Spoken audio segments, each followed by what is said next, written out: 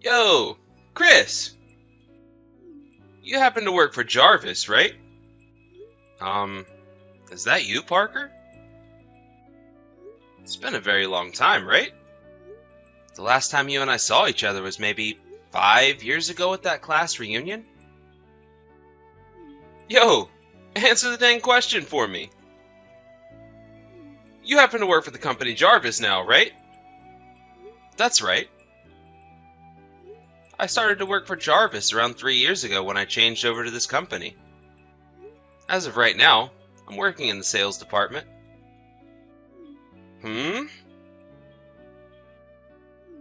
I've worked with Jarvis in their sales department before plenty of times, but I never once noticed that you were there with them. Ah, I see. You're working for Cadillac's commercial affairs team now, right? I happen to just become the manager for all of our work with Cadillac recently. Oh? You're the one in charge now? This all happened for me so fast, with the promotion and such. But the last manager ended up leaving his job for a few reasons that I'm not aware of.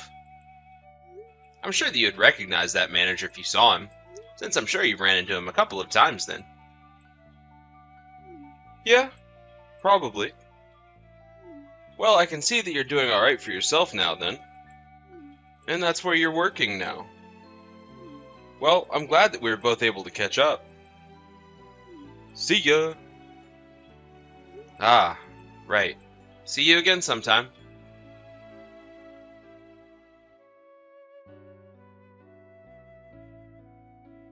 Parker? Do you have some time to chat with me? Huh? When I'm over at Cadillac trying to deal with some important work, do you mind not putting me in headlocks all the time? Or coming up behind me and hitting me in the back? Yo, Chris. You need to start calling me Mr. Parker from now on. I'm the one who has a position above your own now. Don't you dare think you can call me by my name without adding some form of formality to it, you lowlife. What are you talking about? Jarvis and Cadillac don't have that kind of connection with one another. No, I'm the leader of the team that deals with you guys now, and I've decided that I can do whatever I want when it comes to all of you. You became the leader? And if you were just to take a look at the size of this company compared to Jarvis, you'd know better than to think you were on the same level as me. No matter what you try and say, Cadillac is seen as the company on top of Jarvis. So all you guys are over there is a contractor to us. I don't believe either one of the companies we work for had that kind of relationship with the other, actually. Hey, you need to be more formal with me. You'd better start thinking of how to talk to me like I'm your boss. Well, anyway, what I'm wanting to talk with you about is related to our work. So can you please stop speaking such nonsense to me? Huh? What did you just say to me? You've always kind of been this way to me, ever since middle school. And not just me, I suppose, but to everyone you're ever around. You forget to think about how others feel about you, and will do anything and everything for yourself without a bother in the world.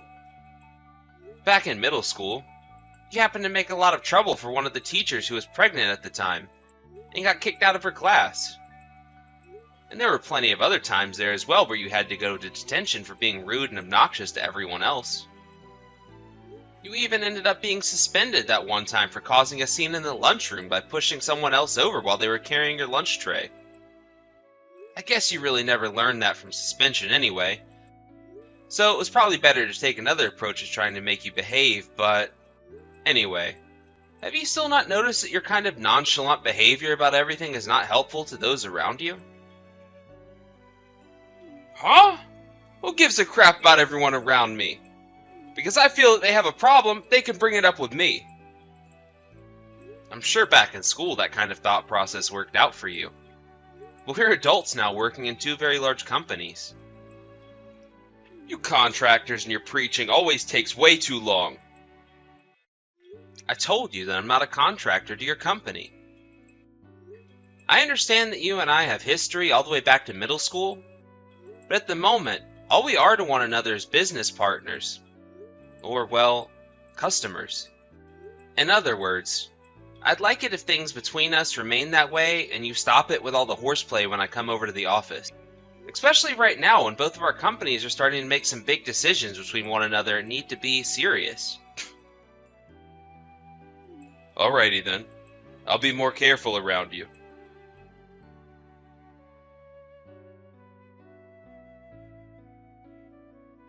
Oh. Chris, you've made it. Just like that other man that was working as the manager for relations between my company and yours. You happened to give a good meeting about those plans there. But listen, bud. What the hell do you think you're doing bringing plans up like that to my company when you're just a contractor to us? You trying to make a point there? Ah, I see. I'm betting you thought that to prove that both of our jobs are equal to one another, you decided to bring in those plans and make a whole meeting up about them to show everyone here you're more than a contractor. Well, it's because of thinking like that I'll never be able to take you low-life contractors seriously over here. Alright, this is my chance to make a move. I'm going to help you understand just the position a manager like you is really in, Mr. Contractor. I hope you're looking forward to this, because I sure am.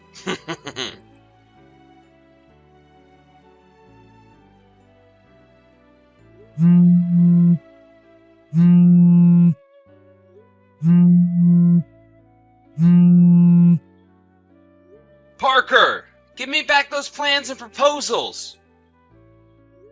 I'm planning to use all of those again for today's meeting. Also, what the heck are you thinking taking that SD card from me that had all those papers downloaded on them for safekeeping? If I don't have any of those by the time of the meeting, I won't be able to have it.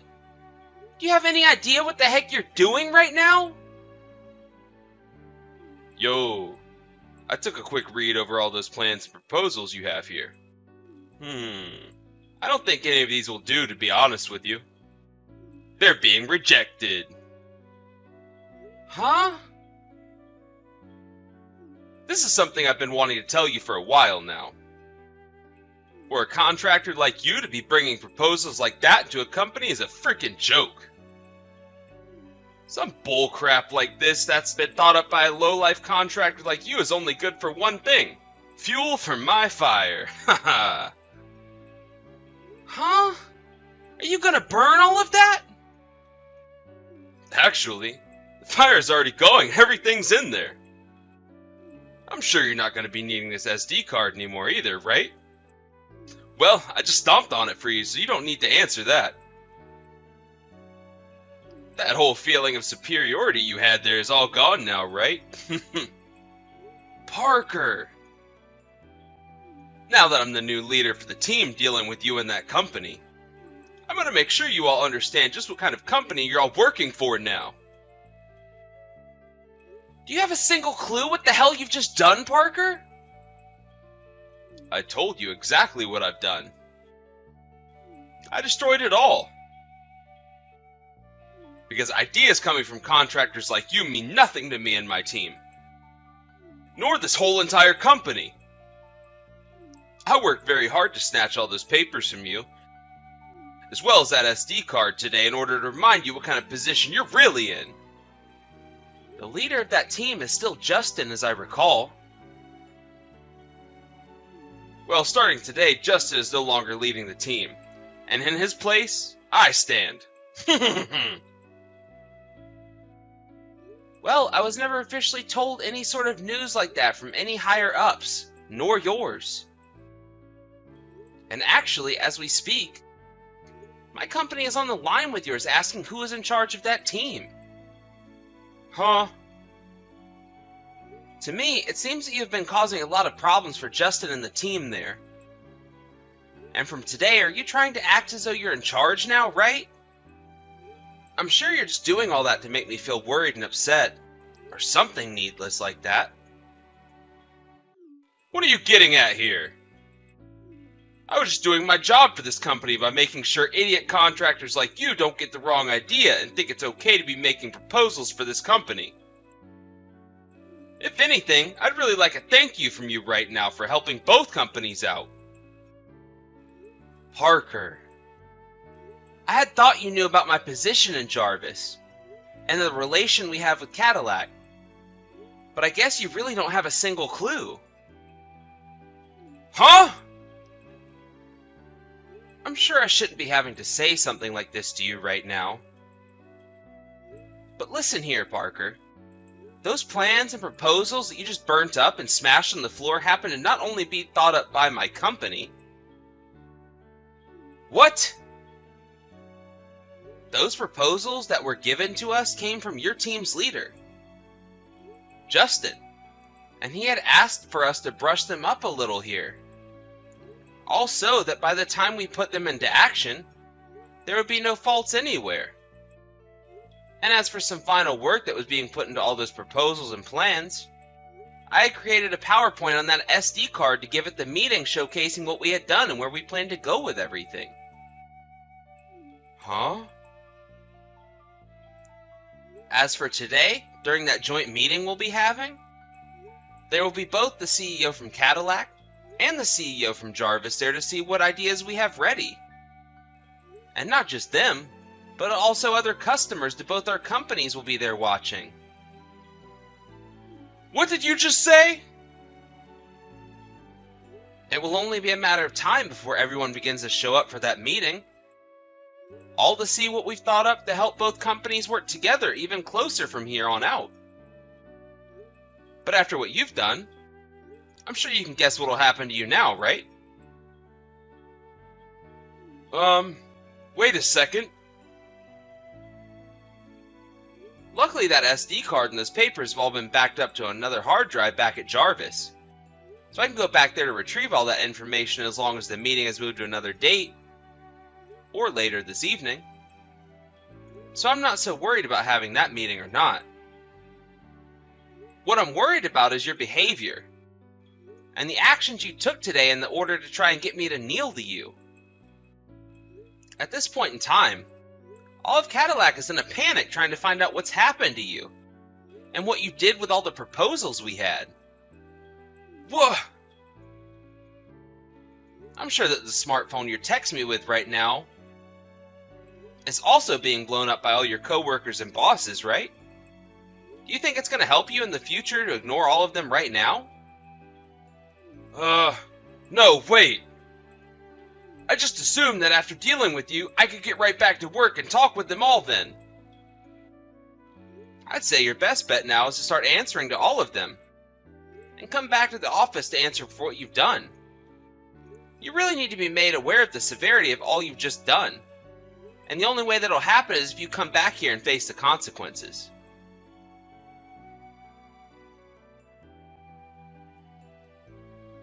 Chris! Do something about all of this for me! What do you want from me? Right now my uncle is completely pissed at me. If things keep escalating like they have been, I might end up getting fired from my job here. That's right. You so happen to be the nephew of one of the directors within Cadillac.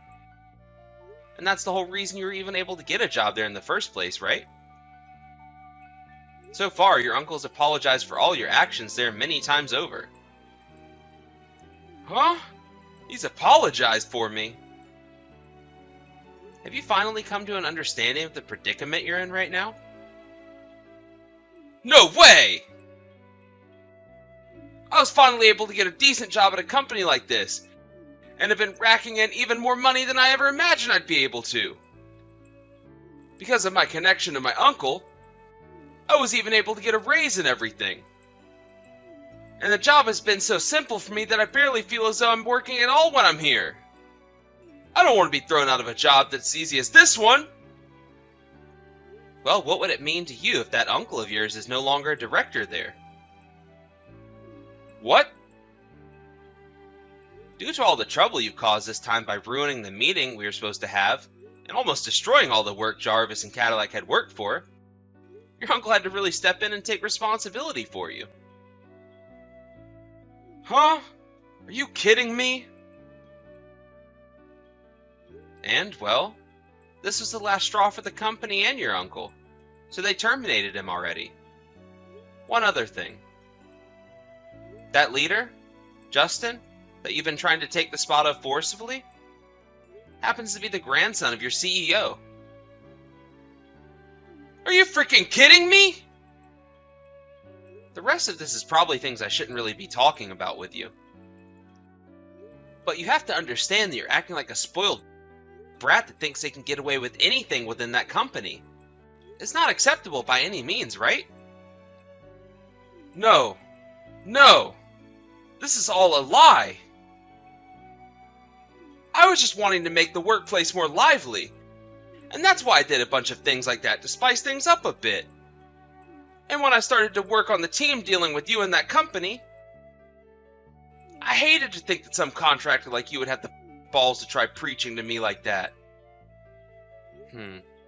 That's not a good way of thinking about Cadillac and Jarvis's partnership. Really shows just how horrible of a person you really are, Parker. What? You have not grown up one bit since we first met back in middle school, and that's just sad. If anything, you've only gone backwards in terms of personal growth, and it's felt like I've been dealing with a preschooler when I'm around you here. What the hell did you say? I'm sorry, but I have a meeting to get to now. Huh? Why do you have to go to a meeting all of a sudden? Well, due to your outburst yesterday, along with your actions, the meeting between both our companies had to be delayed until today. For crying out loud! Don't you dare leave me with no help when I'm about to lose my job!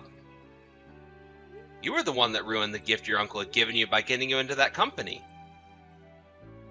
Why do I have to be the one blamed for all that?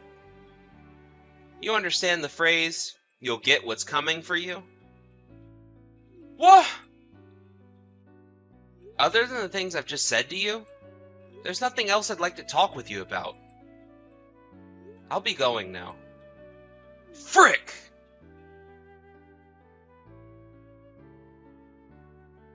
As you just saw, I was able to hold that meeting with the rest of my group and Cadillac's team, and it all went over really well for everyone. But, while that was taking place, Parker went ahead and did something far worse. It appears that he was really in love with the woman working the front desk of the office building, and he refused to stay home from work while the company performed its investigation into him. He came into the building with a bouquet of roses for her, and he proposed to her in the lobby of the building. He totally had the confidence to think that she'd never say no to him, but she told him a swift no, and he began to throw a fit in the lobby, which ended up with him being taken into custody by police. And with that, the CEO came down to him before the police took him away and told him he was fired. Both of Parker's parents told him to never come around them as they disowned him, and he no longer was able to get into contact with any other members of his family. He also had a restraining order put on him by the girl at the front desk. Parker could no longer handle all the holes that he was continuing to put himself into, and one day he had one last hurrah on the subway, drinking loads of alcohol and making a complete mess of himself. He was taken back into custody by police. However, this time he wouldn't be lucky enough to escape the court system. I'm not sure how long he'll be locked up for, but I hope that he keeps acting up in there so that he has to stay longer, as there is no way anyone wants a menace like him back on the streets causing problems for the public.